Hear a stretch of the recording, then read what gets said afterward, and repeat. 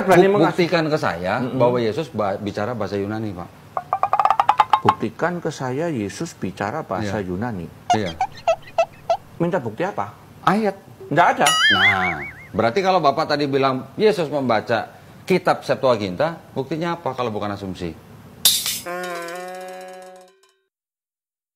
Dalam video debat yang menegangkan ini, Kohdonditan kembali tampil dengan gaya khasnya yang tajam dan penuh argumentasi logis. Berhadapan langsung dengan pendeta Henok Kwok, seorang pendeta Kristen yang dikenal aktif, berdiskusi dalam isu-isu lintas agama. Topik perdebatan kali ini menyentuh hal-hal krusial, seperti keaslian teks kitab suci, bahasa asli perjanjian lama dan baru, hingga posisi Yesus dalam teologi masing-masing. Donditan melontarkan pertanyaan-pertanyaan tegas, tajam, dan berbobot, yang membuat pendeta Henok Kwok tampak mulai kewalahan. Di beberapa momen, pendeta tersebut terlihat terpojok, kesulitan memberikan jawaban yang solid atas berbagai tantangan argumen yang disampaikan. Saksikan bagaimana logika, data, dan iman bertabrakan dalam sebuah dialog yang memancing, rasa ingin tahu sekaligus membuka wawasan. Perjanjian lamanya Kristen dari mana? Perjanjian lamanya Kristen sekarang atau kapan? Loh iya, Kristen dari mulai awal sampai sekarang, Pak, yang Bapak pakai ini. Ya dari yang Yudai bahasa Ibrani dong. Kenapa dari Septuaginta? Bapak nggak tahu bahwa perjanjian lama Bapak itu diambil dari Septuaginta? Tahu, wong kita juga baca, saya punya juga itu Septuaginta. Nah. Cuma persoalannya kami tidak menjadikan itu sebagai satu patokan harus pakai itu. Maka waktu kami menjelaskan. Nah, sekarang KJV perjanjian lama diterjemahkan dari mana, Pak? KJV diterjemahkan dari, kalau nggak salah dari PL-nya Septuaginta. Septuaginta. Iya. Maka saya tidak selalu menggunakan KJV. Nah, sekarang saya KJV, bandingkan. kalau KJV Virgin, LAI perempuan muda, yang salah yang mana? Dikombain. Karena memang Maria masih muda. Dikombain itu menurut siapa? Menurut Kristen. Menurut Kristen. Menurut Yahudi itu bukan untuk Maria. Nah, itu urusannya Yahudi. Nah, kan dipusingin amat. Urusan Yahudi, tapi kenapa Bapak pakai gitu loh maksudnya? Karena saya setuju dengan Yahudi Paulus dan Yahudi Yesus. Yahudi Paulus itu pagan, Pak. Tidak. Nah, dia rabi kok pagan gimana sih? Loh. Sekarang saya tunjukkan. Dia rabi loh. Oke, sekarang kalau rabi Yahudi, Pak, Anda nggak percaya Tuhan bisa jadi manusia? Loh, tadinya ya enggak. Kan dia kemudian dapat jadi wahyu. Percaya. Iya. Oleh siapa? Oleh wahyu Tuhan. Wahyu siapa? Yesus. Wahyu Yesus. Baca ini, Pak. Apa ini? Analogi to the history of Christ and when we say all that to the world.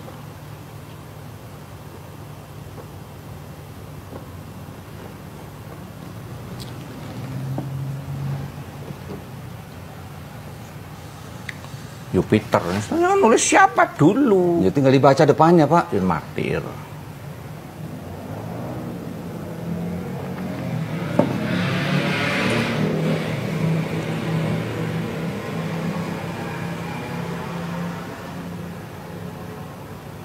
Ini mesti diterjemahkan dengan benar.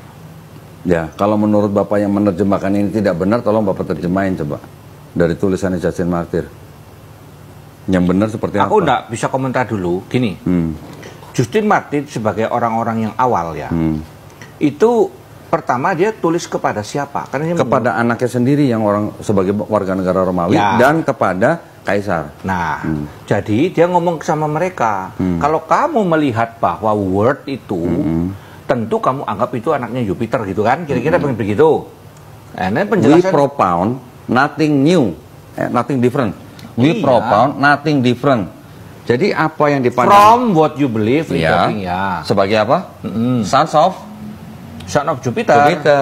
Berarti apa yang Justin Martyr anggap Yesus itu sebagai putra sulung Tuhan yang lahir tanpa persubuhan, yang disalib, yang mati hari ketiga. We propound nothing different than what you believe and esteem as sons of Jupiter. Terus kenapa? Ya pagan, Pak, makanya pagan. Menurut Justin Martyr, ya menurut dia, namanya tafsiran ya terserah dia. Lah saya tidak memakai tulisan Justin Martyr sebagai patokan, kita hanya sebagai referensi. Jadi gini, Kodondi, tahu nggak kelemahannya Kodondi? Saya selama ini melihat Kodondi itu ya, menggunakan berbagai tulisan secara potongan, lompat dari sana, lompat dari sini. Jelasin saya Pak, yang utuhnya gimana? Harusnya pertama, kalau kami di teologi, misalnya mau membahas tentang Justin Martyr, itu akan menjadi disertasi tersendiri. Kita tidak bisa mengambil satu potong kalimat itu, kemudian kita, oh berarti pagan, gitu loh. Satu, itu dulu. Kayak Calvin. Calvin sampai hari ini nih, para pembenci-pembenci Calvin yang tidak tahu Calvinisme, itu menyerang terus saya menggunakan istilah memperkosa gedebok pisang. Gedebok pisang dikira perempuan diperkosa bisa-bisan. Padahal gedebok pisang. Kenapa? Mereka baca aja tidak pernah.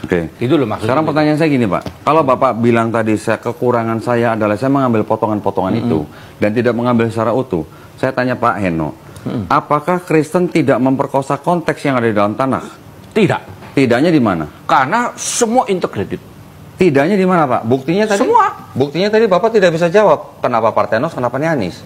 Loh, kan dibilang itu terjemahan. Salah satu Iya. terjemahan kan bisa ditambahkan. Saya udah dari awal udah ngomong. Enggak. Bisa ditambahkan, bisa semua terjemahan. Justru gini Pak, yang saya maksud dengan konteks adalah ketika bicara misalnya Yesaya 7:14 itu sedang bicara tentang siapa? Tentang anaknya yang kedua daripada Yesaya sendiri.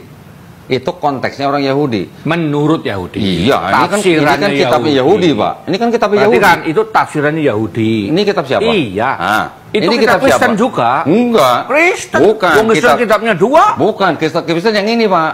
Apa Bukan itu? yang ini. Ini Tanakh, ini Septuaginta.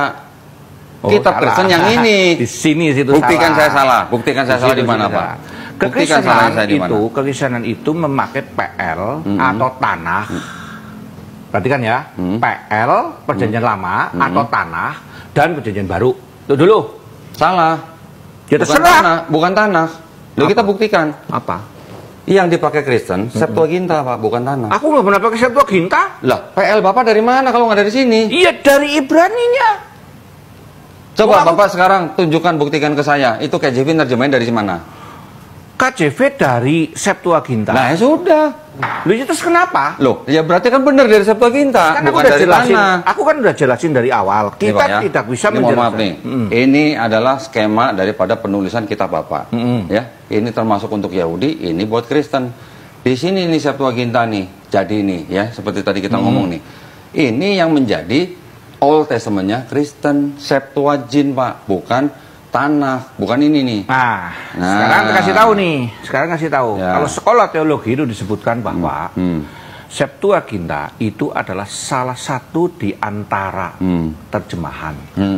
Jadi bagi saya itu adalah sejajar dengan King James dan lain-lain. Oke. Itu loh maksudnya. Loh iya. Ya sudah. Berarti kan Bapak membenarkan bahwa PL Bapak berasal dari Septuaginta, bukan dari tanah. Septuaginta dari tanah. Nah, Iya. terjemahannya kan beda. Betul. Nah, kita jelasin.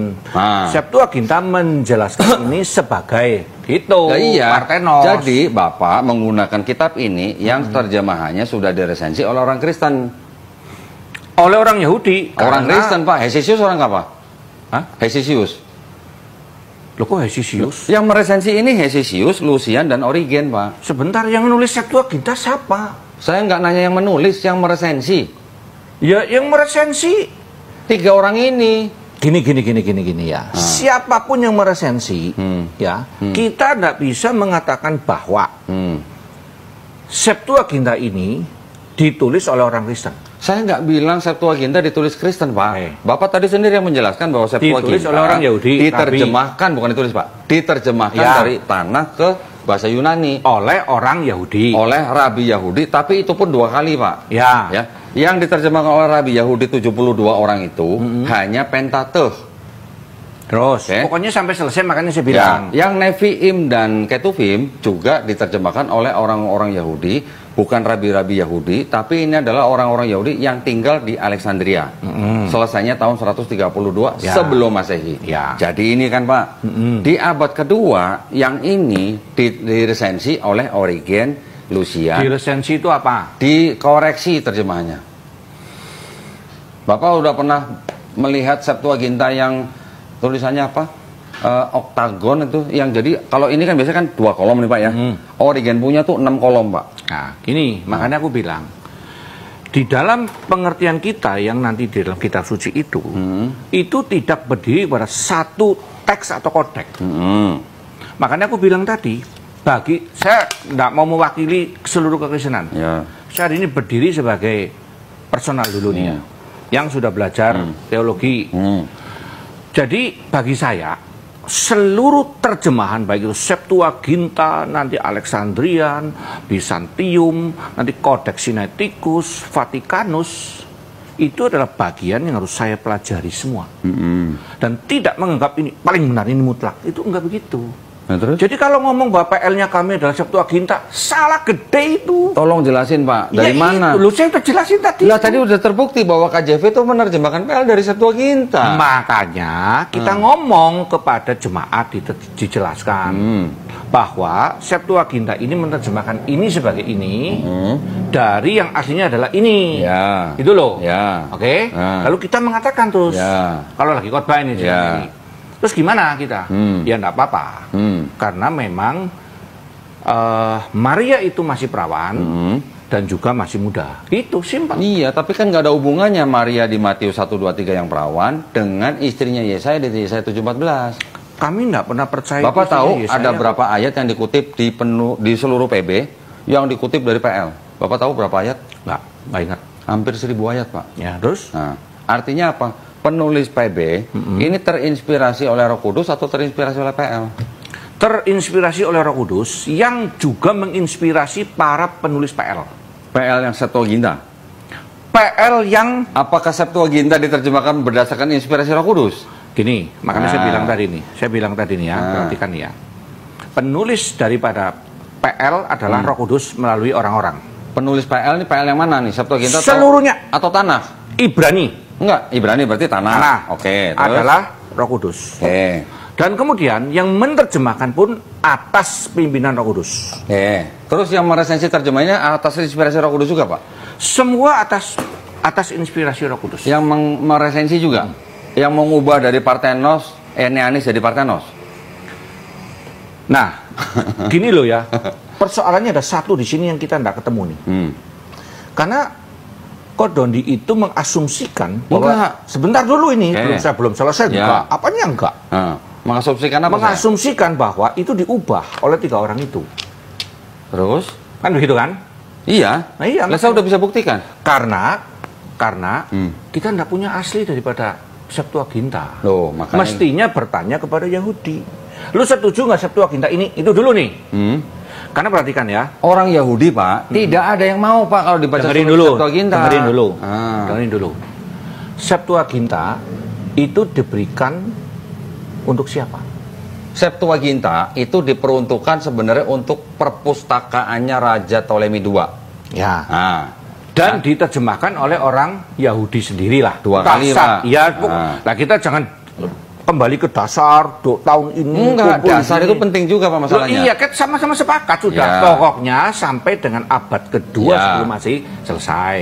Oke, di situ dipegangkan gitu. Belum ada Kristen Pak ya? Ya belum ada Kristen. Terus? Pertanyaanku simpel. Orang-orang Yahudi membaca Septuaginta nggak? Enggak. Kata siapa? Yahudi waktu mana, itu, Pak?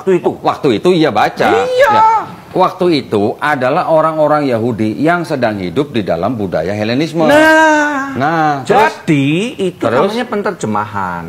Maka waktu Yesus membaca itu kitab suci di dalam Lukas, yang dibaca Yesus apa nih Pak? Septuaginta. Yakin Pak? Yakin. Jadi Yesus ngomong bahasa Yunani?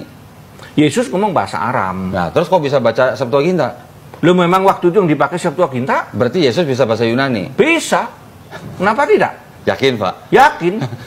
Nggak pernah ngomong Eli lama sabachthani Pak? Eli sama ini bahasa Aram, itu betul. Nah, tapi apakah berani mengasumsikan? Eli lama sabachthani bukan Aram Pak, itu Ibrani, cuman dialek Syriak. Nanti ada satunya di nanti yang di Markus baru itu Aram. Oke. Terus saya koreksi dulu nih makanya. Sudah koreksi, aku mau bener kok. Nah, udah oke. Nggak apa-apa kan tadi bilang itu enggak, yang satunya, aku mau yang satunya di Aramai. Eloi, ya. Terus? Nah, apakah kita berani buktikan ke saya bahwa Yesus bicara bahasa Yunani, Pak? Buktikan ke saya Yesus bicara bahasa Yunani. Iya. Minta bukti apa? Ayat. Nggak ada. Nah, berarti kalau Bapak tadi bilang Yesus membaca kitab Septuaginta, buktinya apa kalau bukan asumsi? kita bisa melihat bagaimana Koh Don Ditan dengan gaya argumentatifnya yang tajam mampu menggiring diskusi ke titik-titik krusial yang membuat lawan debatnya beberapa kali terlihat kesulitan menjawab. Namun dari sini kita belajar bahwa dialog seperti ini bukan untuk menjatuhkan, tapi untuk menguji kebenaran dan mencari pemahaman yang lebih utuh. Terlepas dari posisi kita masing-masing, mari terus jaga adab dalam berdiskusi, karena dari perbedaanlah pengetahuan berkembang.